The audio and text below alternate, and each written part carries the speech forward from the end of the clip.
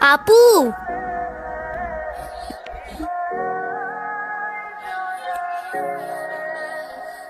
আপু তাড়াতাড়ি আয়, ঈশান ভাই আসছে। এনো, এটা তোমার জন্য। Thank you. দেখি কি? আমাকে দিছে না?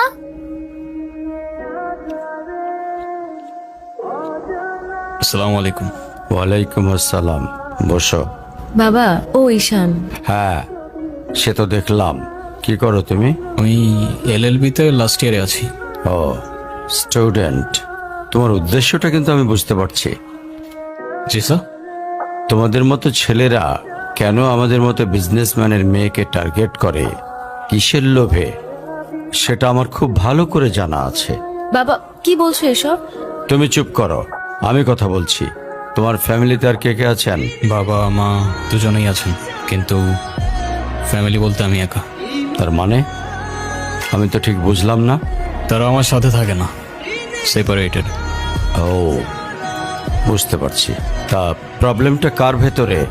বাবা মাকে ছেড়ে চলে গেছেন নাকি মা বাবাকে?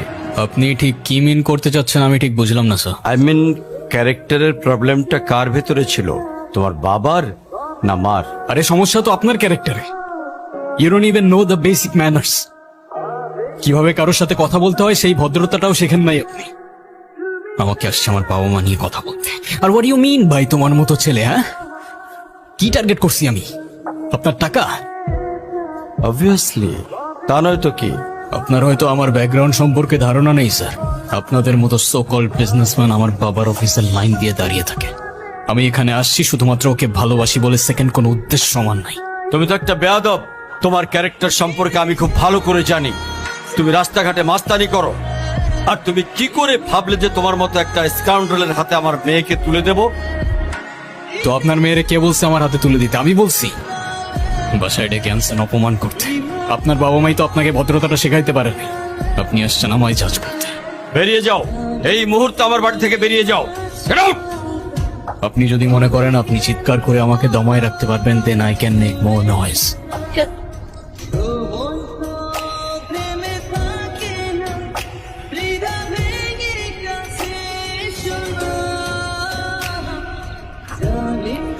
তুমি এটা কেন করলা?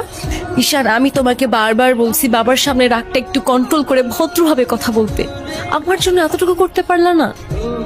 আমি বাবাকে অনেক কষ্ট করে ম্যানেজ করছি। তুমি জাস্ট একটা বার কি সরি বলো, সবকিছু ঠিক হয়ে যাবে। আমি কেন সরি বলবো? উল্টা তোমার বাবাকে বলো আমাকে এসে সরি বলতে।